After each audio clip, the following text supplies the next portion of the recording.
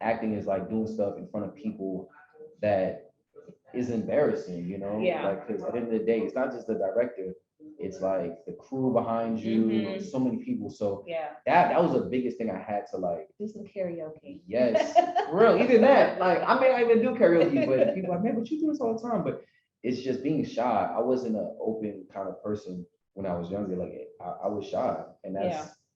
one of my things I had to embrace myself. By listening to my guests share how they are discovering their best self, you will discover the best part of you. And welcome back to Discover Your Best Self. Hey, y'all, this year I am interviewing just a plethora of really awesome people. And so today I have with me none other than actor, film artist, Nah, well, film actor, Malcolm. film actor. I apologize. Film actor Malcolm Farrell. I had to get it right. And so I wanted to just talk with him today about, how you got started.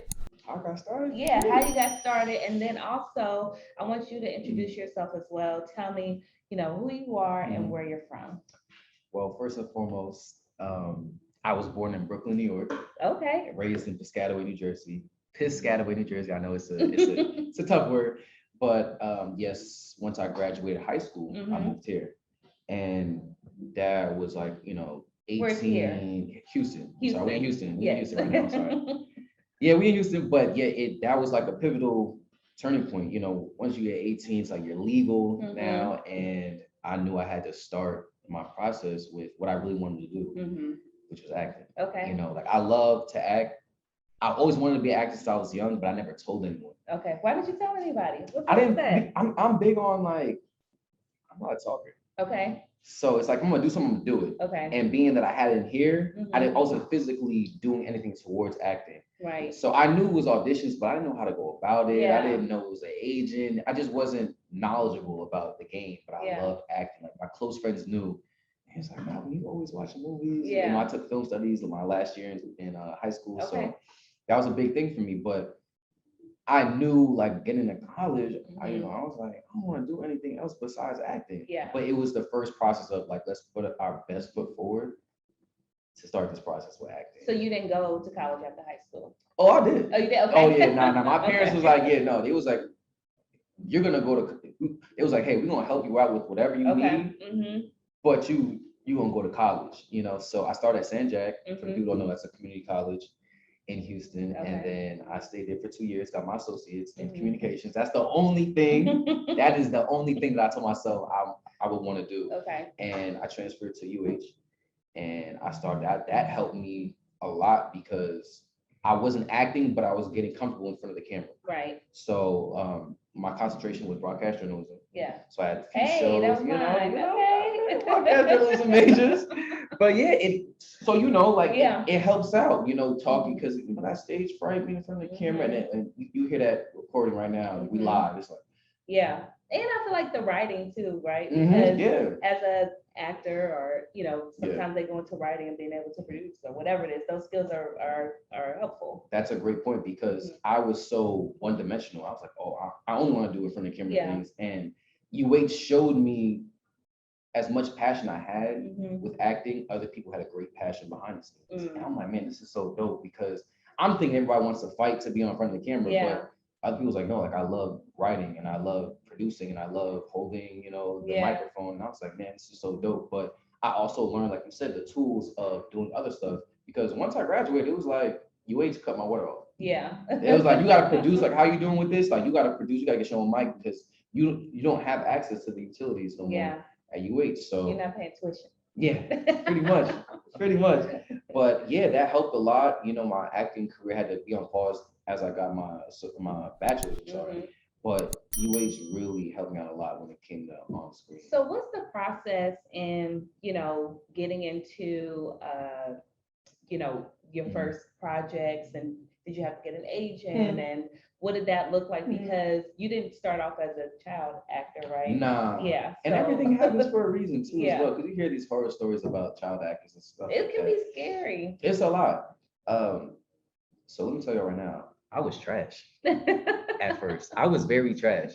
Just like anything, I wanted it up here, And I knew this was my calling, but I started acting at my first agent I signed with, Page Parks. So for the people that don't know, when you become or start your process of being an actor, you have to look for your agents around your vicinity. Okay. So talent agencies. So the first talent agency I got was called a boutique agency where they cover like commercials, theatrical, modeling. It's like a plethora of things. Now, do you have to pay for that? No, I'm glad you brought that up. Yeah, that's a big scam. A lot of people get scammed on these things.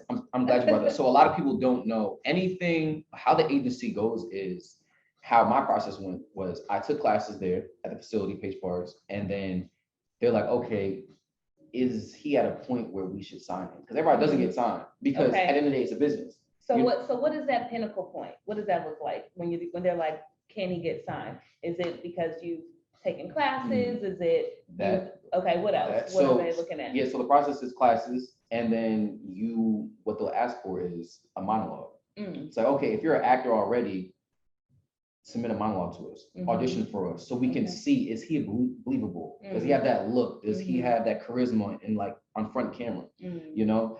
And my process was like that because I was fresh and I had to take classes because I didn't know how to do all that stuff. Yeah.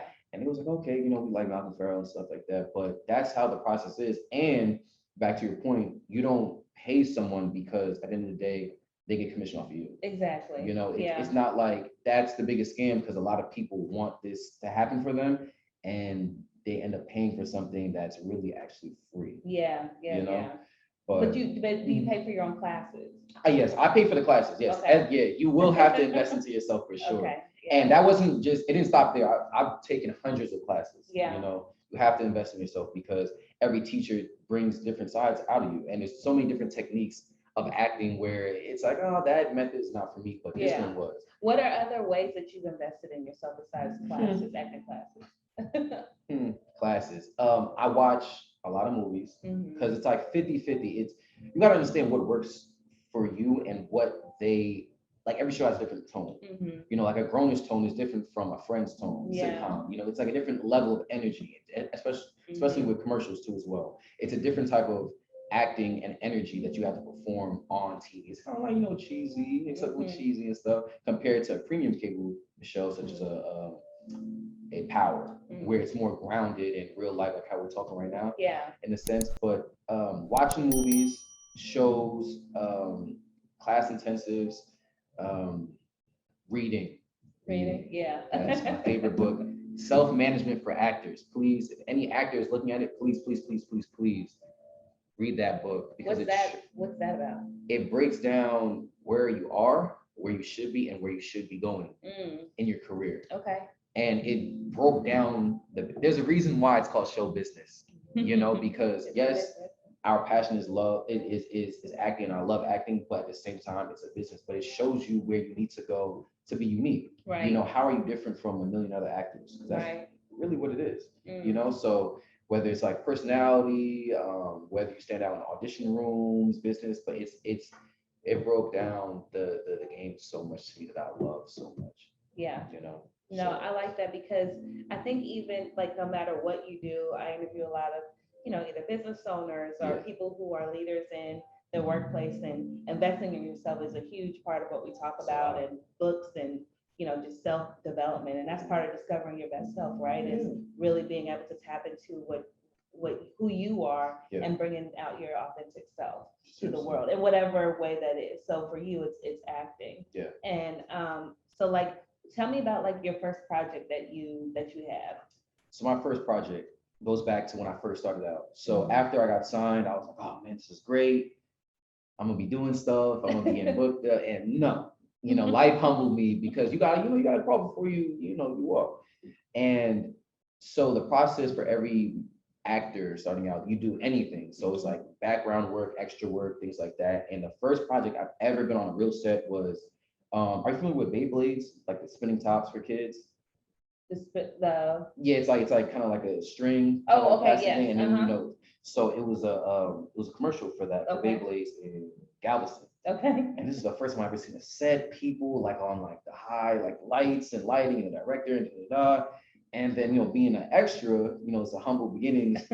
Not saying they don't care about the extras, but you know, you're not the focal point because the lead actors in it are the people that are like, you know, we flew this guy out, you know, Right. and we, you know, it's chilly out in Galveston. It was Yeah. like 7 p.m. and I just saw how they treated the lead actors. You know, he was in his trailer, he was warm. You like, I need to.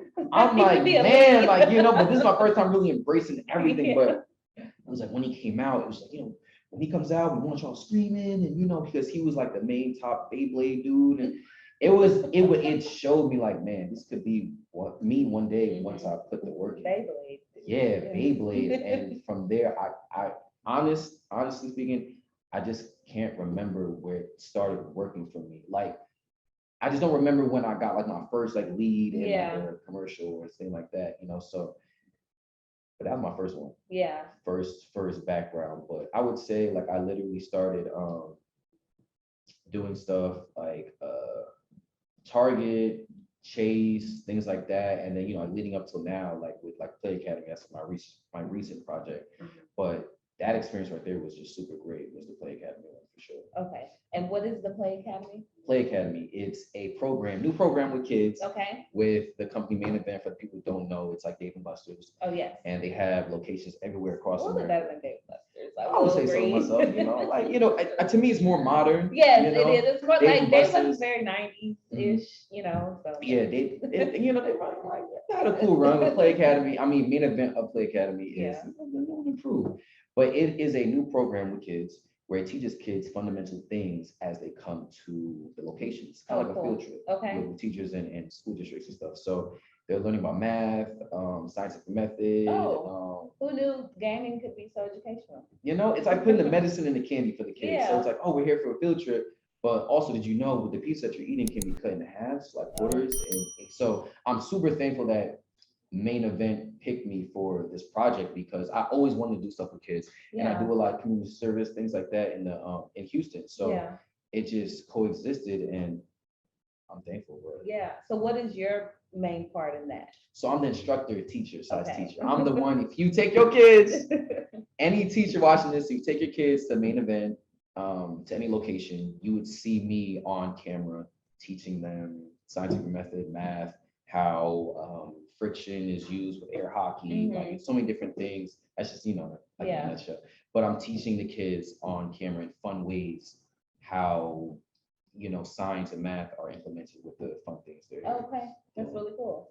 Okay, so now that you're doing these projects, you know, how do you want to transition yourself or see your journey, you know, moving? I mean, I know that you are primarily in acting, but I see so many people now being able to transition their career into, you know, production or, you know, now you're doing some teaching and all those different things. So how do you see yourself transitioning or either just growing? I'm embracing it all. Yeah. You know, it's like a hyphenated thing. I do have a show I got wrote, and we're still working on editing called Catching Up. It'll be coming out hopefully in the next year. Okay. We're completing it with me and Creighton Gerst and Aya Washington. But yeah, writing, producing, all that stuff, because you gotta be universal in this game, because anything that gets to step A, like who would have thought even being an actor, I would be like an on-screen teacher in a sense, but it works, you know? And I think who's the audience for? Because it's on screen, but who are you filming that for? So it's for the age range from 5 to like early teen, like 14. So it's like it's not cheesy where a teenager is like, oh, take this off, but it's not super serious where a younger. So is it on an educational show? No, well, okay, so it'll be shown at the locations, but it's not like broadcasted on like TV stations. Okay, gotcha. Yeah, so it's really like an informational program for kids whenever they visit. Main Event. Cool. Okay. I was thinking like a Bill Nye the Science Guy type. Yeah, man. We're making it work. We know. I'm making a new Bill Nye or something like that, off the Farrell kind of thing. But yeah, we're for sure pitching it, and you know, whoever would like me to be added to their kind of like PBS, CBS Kids, or a few that I've been like reaching out to and trying to see what's up. But no. So do you have anyone that you know, look up to, or your mentors that kind of help guide, or do you just do whatever you feel like you should do next? Like, do you still have an agency, and how does all of that work right now? Yeah, so my agent right now is Pastor Bosby. They're super great. Actors wise, I call them pace cars, which is a reference back to the book I said, Self-Management for Actors. pace car is like someone that is ahead of you, but not too far out of reach. So for Okay. instance, of course, I like that. everybody's influencer is like that Zell, but he old as hell. Yeah, He's influenced, but it's just like he's a generation way before my time. Yeah. Still like influential in my career, but people like a Damson Idris that's in Snowfall, or like I really like shows him. like Dear White People, like those type of like Mhm. actors that are around my age range are like my pace cars because Okay. they show me it's the dream is obtainable Mhm. and they're not like super far ahead Yeah, of me, yeah. where like the OGs like Denzel and like other people like that are Tate that I look up to. Yeah. But yeah, people that are in the shy, Mhm. a lot of those shows I A always lot of look those are into like them. new actors. Too. Yeah. And that's a big thing too as well. Is like they may be new to us, but they've been doing stuff that we like we small haven't. things. Yeah. Okay. Yeah. So that, and again, that shows me that what I'm doing, I'm on the right track. Mhm. That can like get to that point. Yeah, for sure. So, do you want to do some writing, or have you done any other writing? I haven't wrote in a while since the show that I wrote Okay. myself, but just like that's what I was saying, investing in stuff. I took a class, and because I know there's a structure when it comes to writing and stuff. But yeah, I mean, I write monologues here and there. I perform like scenes and stuff like that. But for the major project that I've done recently, my show, I haven't wrote like a show like that since then.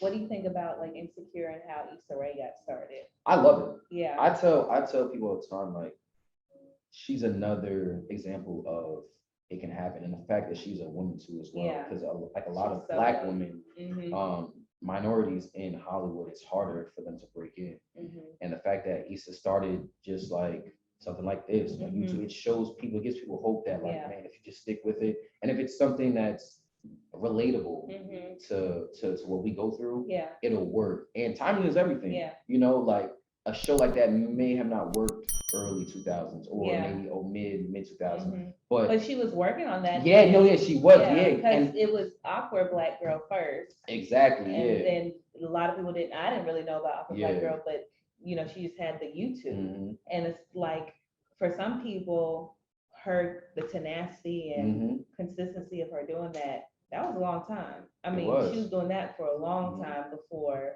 she even started the Insecure and getting the traction that she did. And then even her transformation. I totally agree. Yeah. I totally agree. It worked, and I'm super thankful that she put it on YouTube, because then also too, from a business standpoint, it shows them like so many people are invested in this already. Yeah. Something that you created. I feel like that's a great thing. It's just like something that she was just like, you know what? Let me just start making videos or doing podcasts and things like that. And then people started to really catch on and show love. So when you pitch it, HBO, whatever, it's just like, man, like, this is actually a market for this. Yeah, for sure. So what are your thoughts on, because you mentioned, being a Black woman and Issa Rae being able to, be embraced as she is now. I'm sure that it didn't happen that way at first. Yeah, not so for you, just being a Black male, what are some of either like your challenges that you had, or maybe what are the things that you feel like you don't have challenges with because you are a man? I would say right now, I think the business is looking for that Black inclusion kind of thing. I think it is still hard for Black people to get in big films, like how either Viola Davis said she just started getting paid what her worth was compared to a white woman that's been in the game just as long as her. So crazy. Like, it's like they get a whole discount on a person. Pretty much. And I think that will always be a struggle until our voices are heard even more.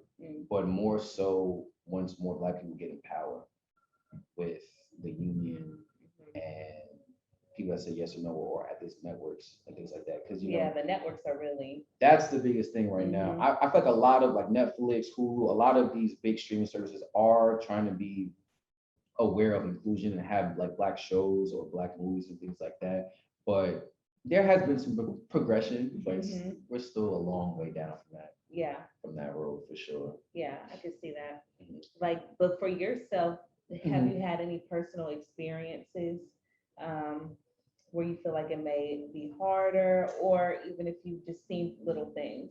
I would say that the biggest thing that I hate is when I get auditions and they say open ethnicity, but it's kind of like meeting a quota where they gonna go with a Caucasian person. Oh, That's because from my standpoint, I put a lot of work into my auditions, you know, and sometimes I may pay someone to read with me, my acting coach, where it's just like I need another pair of eyes to maybe see something in the script that I may not see, you know, and it's like I pay money to get my audition tape, and only to find out which I would kind of figure they went with a Caucasian. You know, it's kind of like they've thrown it out there just to show that, hey, you know, we're all about diversity, but at the end of the day, and then you can tell too as well in the character description, it'd be like Todd, open ethnicity.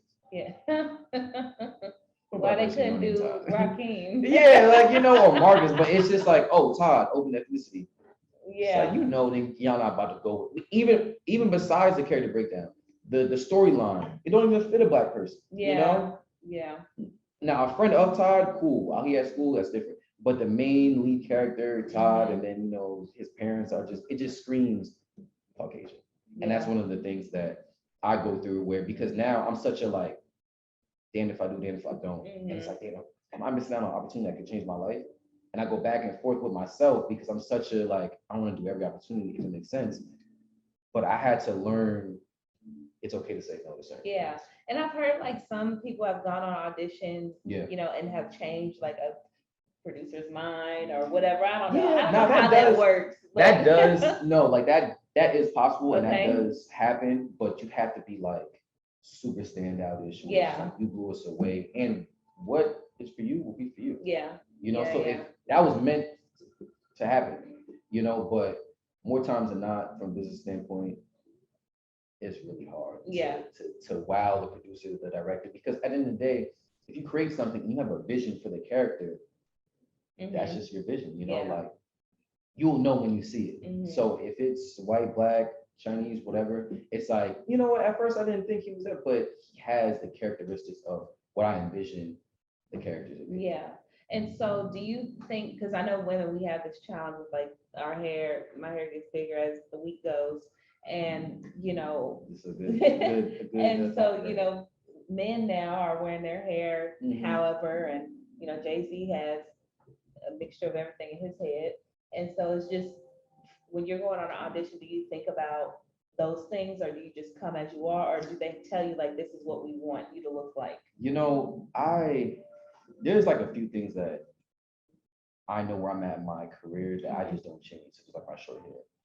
And I feel like we're in an era where they're more accepting of different hairstyles, but it's certain hairstyles that they know it's always gonna work. You know, because I think you can change it though if you get the part, right? Yeah, for sure. Are they creative in that aspect, or are they like, oh, majority you of can't times, look like this.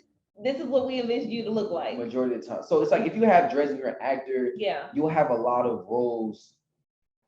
You won't get a lot of roles because the character is not made. So you need to look versatile. Yeah. What does that mean for a woman? Like for me, if I was to go in and my hair looks like this, would they be like, well, we want your hair straight or whatever? Like, would they be able to conceptualize that? So one key thing to go around that is having multiple headshots with different hairstyles. Oh. Yeah, my friend Aya Washington, who's an actress, she has different headshots of different hairstyles. Because they just don't have any imagination. Hey, like, hey, like, okay, yeah, I don't have any imagination, but I just put this whole movie together. Exactly. Like, it makes no sense to me. Like, hey, like I got this bob or whatever, but this is how I look with something else, you know, or you know, or with curly hair, kinky hair, whatever the case may be. But yeah, man, it's like you gotta, when you're not a known name, you can't really do what you really want. But you know, like once you get but I think it's like that in a lot of things, right? Like I've gone on interviews for jobs and I've straightened my hair out, I've left it out, and I don't know. Sometimes I have no idea what they want or what they're looking for, if it's acceptable or whatever. And so for me, it's confusing. And I'm just like, you know what? I don't have time for this. This is what I look like today. Oh, well, you know, accept me for me at this point. You know, and so, but I totally get that, because it's like, okay, well, what I look like today may impact my, you know, what opportunity I may have tomorrow, you know, so to have that versatile look, or like you said, multiple headshots. But if I'm going in person, then do I have to straighten my hair, put a ponytail in or something? I guess depending on what the lines are, maybe you got to flip your hair in the lines. I don't know. Now it's certain clues that they'll give you, like, oh, short hair or long hair or curly hair, whatever the case may be. But yeah, for the most part, for me, I just keep it short just to just be universal with anything I get. But I would love to get to a point in my career where I can just have whatever, they'll accept whatever hairstyle. If I want to grow my hair, if I want to have a fade, whatever kind of thing. I can't wait for that. And what about like in doing certain roles that portray you in a certain type of light? Because I know that, Chad, I can't think of his last name. Chad Boseman? Yeah, Boseman. Yeah. He really talked about that, and just like there was a point where he just like, I'm not doing that role. I just don't want to be seen like that. I'm only going for these type of roles. I think I'm all for that. Anything that, because at the end of the day, you gotta live with it. I'm big on that. Yeah. You gotta live with it. This is something that you will have in the universe to the masses forever. Yeah. Like Taraji talks about that too, because she was real hood for all of the movies. Yeah.